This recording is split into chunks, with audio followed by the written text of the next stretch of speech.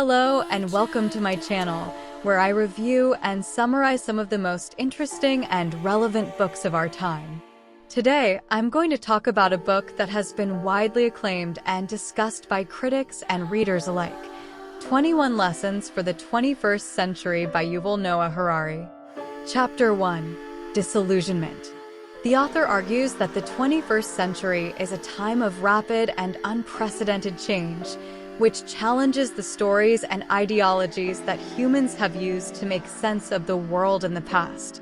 He claims that the three main stories of the 20th century, fascism, communism, and liberalism, have all failed or lost their credibility, and that no new story has emerged to replace them. He warns that without a coherent and compelling story, humans may fall prey to nostalgia, resentment, or fanaticism, or become paralyzed by uncertainty and confusion. He suggests that the new challenges of the 21st century, such as artificial intelligence, biotechnology, and climate change, require a new story that can integrate scientific knowledge, ethical values, and political power. Chapter 2. Work. The author explores how the rise of automation and artificial intelligence will transform the nature and meaning of work in the 21st century. He predicts that many jobs and professions will become obsolete or irrelevant, and that humans will have to compete with machines for the remaining jobs. He questions the assumption that humans have an inherent value or dignity that cannot be reduced to their economic contribution, and that work is the source of meaning and identity for most people. He proposes that humans will have to find new ways to create meaning and purpose in their lives, and that education and social policies will have to adapt to the changing realities of the labor market. Chapter 3. Liberty. The author examines how the development of big data and biotechnology will challenge the notion of human freedom and agency in the 21st century. He argues that humans are not free agents who make rational choices based on their preferences and beliefs, but rather biological algorithms that can be hacked and manipulated by external forces. He explains how big data can be used to monitor, predict, and influence human behavior, and how biotechnology can alter human emotions, desires, and personalities. He warns that humans may lose control over their own lives and become passive consumers or obedient subjects of powerful corporations or governments. Chapter 4. Equality. The author discusses how the gap between the rich and the poor, the powerful and the powerless, and the educated and the ignorant will widen in the 21st century, as technology creates new opportunities for some and new disadvantages for others. He argues that the traditional sources of social equality, such as class solidarity, universal education, and human rights, are losing their relevance and effectiveness in the face of the new challenges posed by biotechnology, big data, and artificial intelligence. He warns that the new technologies may create a new class of superhumans who will enjoy unprecedented wealth, health, and power, while the majority of humanity will become irrelevant or even disposable. He suggests that humans will have to rethink the meaning and value of equality and find new ways to ensure that everyone has a fair share of the benefits and burdens of the 21st century. Chapter 5. Community. The author analyzes how the global and digital nature of the 21st century affects the human need for belonging and identity. He argues that humans are social animals who evolved to live in small and intimate communities, but that the modern world has eroded the bonds of family, tribe, and nation and replaced them with weak and superficial connections. He warns that the loss of community and meaning can lead to alienation, loneliness, and extremism, and that humans may seek refuge in nostalgic fantasies, religious fundamentalism, or nationalist chauvinism. He suggests that humans will have to create new and diverse communities that can foster a sense of belonging and purpose, and that can accommodate the diversity and complexity of the 21st century. Chapter 6. Civilization. The author examines how the concept of civilization has evolved over time and how different cultures and civilizations interact and influence each other in the 21st century. He argues that the idea of a single, universal civilization that encompasses all of humanity is a myth, and that there are many diverse and dynamic civilizations that coexist and compete in the world. He warns that the clash of civilizations, which is often portrayed as a conflict between the West and the rest, is a misleading and dangerous simplification, and that the real challenge is to manage the tensions and contradictions within each civilization. He suggests that humans will have to develop a global identity and a global culture that can respect and celebrate the diversity and complexity of the human experience. Chapter 7. Nationalism. The author explores how nationalism, which is the belief that humans are divided into clear and distinct nations that have a common identity and destiny, has shaped the modern world, and how it will cope with the challenges of the 21st century.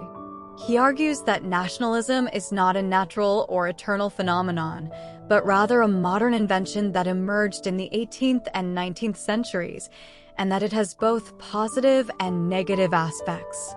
He warns that nationalism can become a dangerous and violent ideology, especially when it is combined with racism, religion, or fascism, and that it can also hinder global cooperation and solidarity in the face of common threats such as climate change, nuclear war, or pandemics.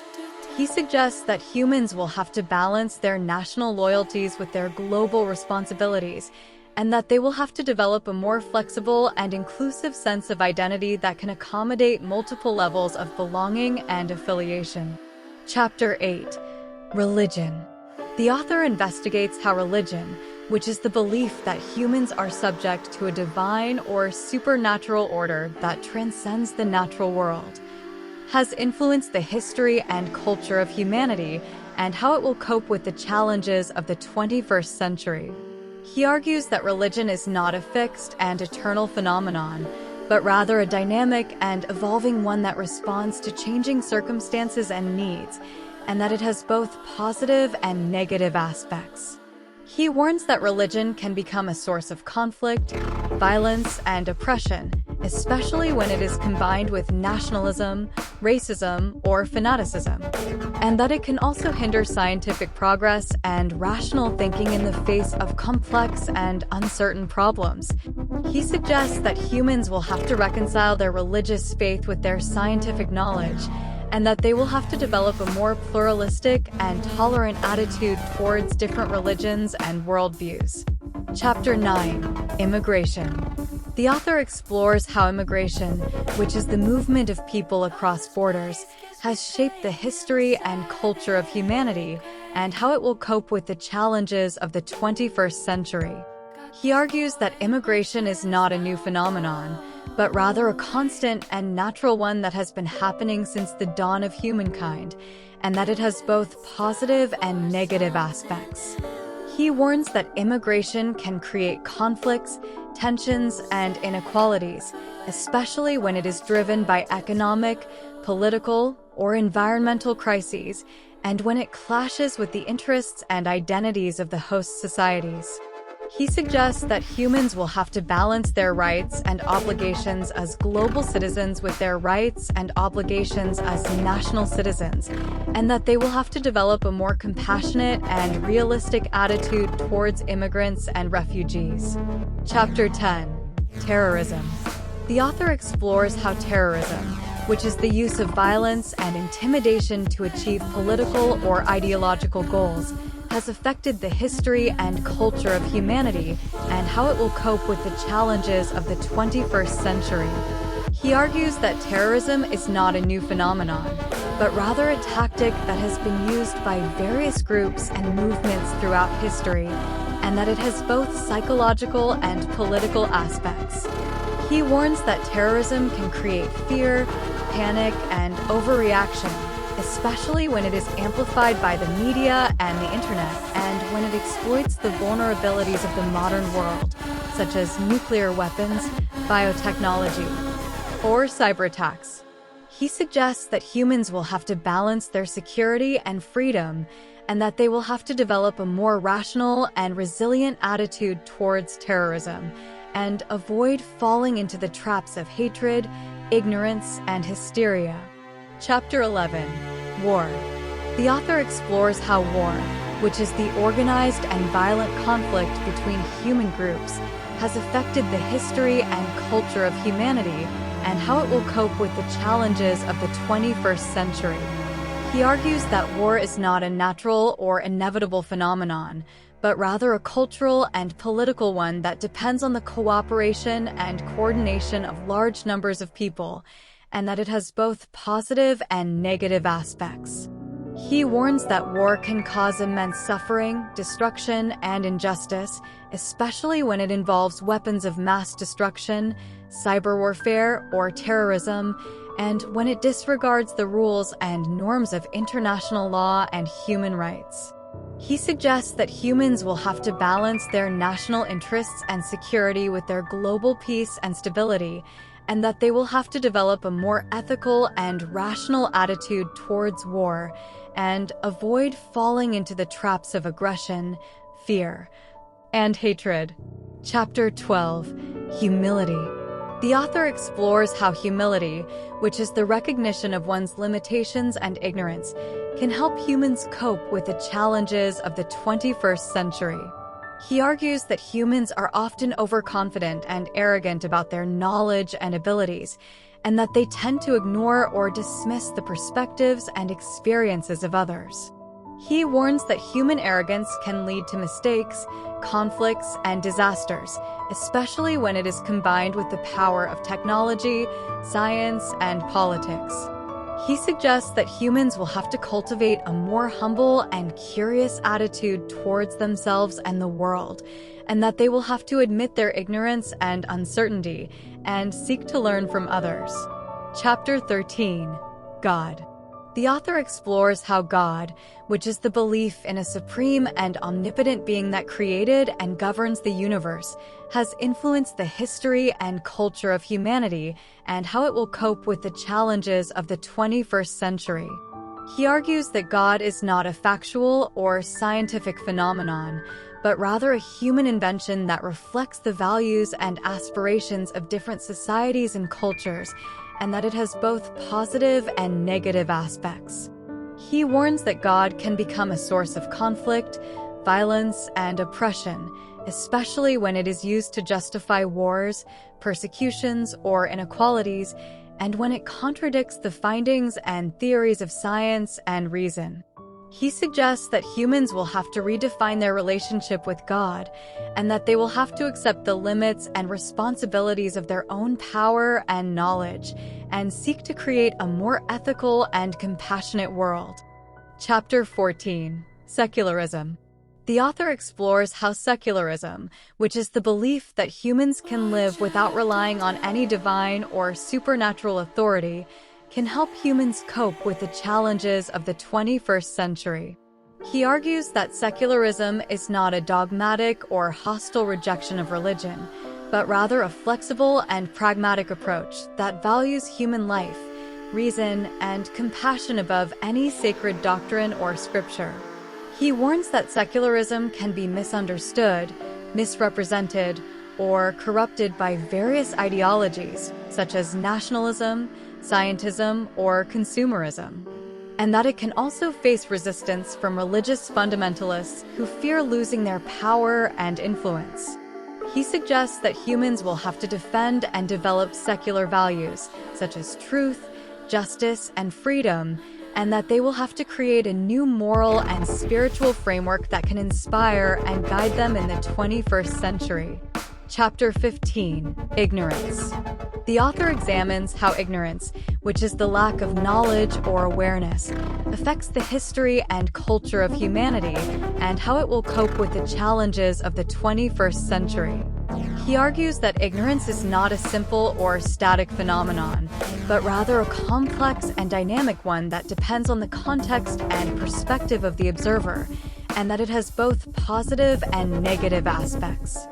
He warns that ignorance can be exploited, manipulated, or manufactured by various forces, such as politicians, media, or corporations, and that it can also hinder the pursuit and dissemination of knowledge and wisdom. He suggests that humans will have to acknowledge and embrace their ignorance, and that they will have to cultivate a more humble and curious attitude towards themselves and the world, and seek to learn from others. Chapter 16. Justice. The author explores how justice, which is the principle of fairness and equality in the distribution of rights and obligations, can help humans cope with the challenges of the 21st century. He argues that justice is not a universal or objective phenomenon, but rather a human construct that reflects the values and interests of different societies and cultures, and that it has both positive and negative aspects. He warns that justice can be corrupted, manipulated, or ignored by various forces, such as power, money, or ideology, and that it can also create conflicts and dilemmas when it clashes with other values, such as loyalty, mercy, or freedom. He suggests that humans will have to rethink and revise their notions of justice, and that they will have to balance their individual and collective rights and obligations, and seek to create a more fair and humane world. Chapter 17. Post-truth. The author examines how post-truth, which is the condition in which facts and evidence are less influential than emotions and beliefs in shaping public opinion and decision-making, affects the history and culture of humanity and how it will cope with the challenges of the 21st century. He argues that post-truth is not a new phenomenon, but rather a natural and inevitable one that stems from the limitations and biases of human cognition and communication, and that it has both positive and negative aspects. He warns that post-truth can be exploited, amplified, or manufactured by various forces, such as politicians, media, or corporations, and that it can also undermine the trust and credibility of science, reason, and democracy. He suggests that humans will have to acknowledge and overcome their post-truth tendencies, and that they will have to cultivate a more critical and responsible attitude towards themselves and the world, and seek to verify and validate their sources of information. Chapter 18. Science fiction. The author explores how science fiction, which is the genre of literature and art that imagines the possible consequences and implications of science and technology, can help humans cope with the challenges of the 21st century. He argues that science fiction is not a mere entertainment or escapism, but rather a powerful and influential tool that shapes the visions and expectations of humanity, and that it has both positive and negative aspects. He warns that science fiction can be misleading, unrealistic, or harmful, especially when it is based on outdated or inaccurate assumptions, or when it serves the agendas of certain groups or interests, or when it ignores the ethical and social issues of the future. He suggests that humans will have to create and consume science fiction more wisely and creatively, and that they will have to use it as a source of inspiration and guidance, and as a way of exploring and experimenting with the possibilities and challenges of the 21st century. Chapter 19. Education. The author explores how education, which is the process of acquiring and transmitting knowledge and skills, can help humans cope with the challenges of the 21st century. He argues that education is not a static or fixed phenomenon, but rather a dynamic and adaptive one that needs to constantly change and update according to the needs and opportunities of the present and the future. He warns that education can be outdated, irrelevant, or harmful, especially when it is based on obsolete or inaccurate information, or when it focuses on memorizing facts and obeying authority, or when it ignores the ethical and emotional aspects of learning. He suggests that humans will have to rethink and reform their education systems, and that they will have to focus on developing the skills and values that are essential for the 21st century, such as critical thinking, creativity, curiosity, and compassion. Chapter 20. Meaning. The author examines how meaning, which is the sense of purpose and significance that humans attach to their lives and actions, affects the history and culture of humanity and how it will cope with the challenges of the 21st century. He argues that meaning is not a given or objective phenomenon, but rather a subjective and personal one that depends on the stories and narratives that humans create and believe in, and that it has both positive and negative aspects. He warns that meaning can be lost, distorted, or manipulated by various forces, such as technology, science, or politics, and that it can also create conflicts and dilemmas when it clashes with other values, such as truth, justice, or freedom. He suggests that humans will have to create and maintain their own meaning, and that they will have to balance their individual and collective narratives and seek to create a more harmonious and fulfilling world. Chapter 21. Meditation. The author explores how meditation, which is the practice of observing and controlling one's own mind and mental processes, can help humans cope with the challenges of the 21st century. He argues that meditation is not a mystical or religious phenomenon, but rather a scientific and rational one that can enhance the understanding and well-being of humans, and that it has both positive and negative aspects. He warns that meditation can be misunderstood, misused, or abused by various forces, such as religions, cults, or corporations, and that it can also pose difficulties and dangers when it confronts the illusions and delusions of the human mind. He suggests that humans will have to learn and practice meditation, and that they will have to use it as a tool for gaining clarity and insight, and for cultivating a more peaceful and compassionate attitude towards themselves and the world. The main message of the book is that the 21st century is a time of unprecedented change and uncertainty, and that humans need to adapt and evolve in order to survive and thrive in this new era. The book explores the most pressing issues and questions that humanity faces today, such as the impact of technology, biotechnology, and artificial intelligence on our society, politics, economy, and culture, the role of religion, nationalism, and secularism in shaping our identity and values, the meaning and purpose of our existence in a world that is increasingly complex and chaotic, and the skills and attitudes that we need to develop in order to cope with the challenges and opportunities of the future. The book does not offer definitive answers or solutions, but rather invites the readers to think critically and creatively about these topics, and to engage in a global dialogue and debate. The book also warns the readers of the dangers and pitfalls that may arise from ignorance, arrogance, dogmatism, or fanaticism, and urges them to seek clarity, humility, curiosity, and compassion. The book also suggests that meditation can be a useful tool for gaining insight and awareness, and for cultivating a more peaceful and harmonious mindset. In my opinion, the book is a stimulating and provocative read that challenges the conventional wisdom and assumptions of the 21st century. The book is well-written, well-researched, and well-argued, and it offers a wide range of perspectives and examples from different disciplines and domains. The book is also accessible and engaging, and it appeals to a broad audience of readers who are interested in the current and future state of the world.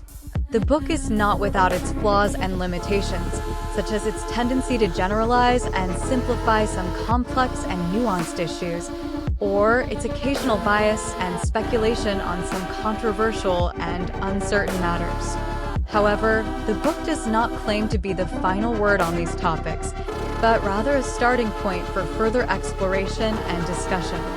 The book is a valuable and timely contribution to the 21st century literature, and I would recommend it to anyone who wants to learn more about the world we live in and the world we are heading towards.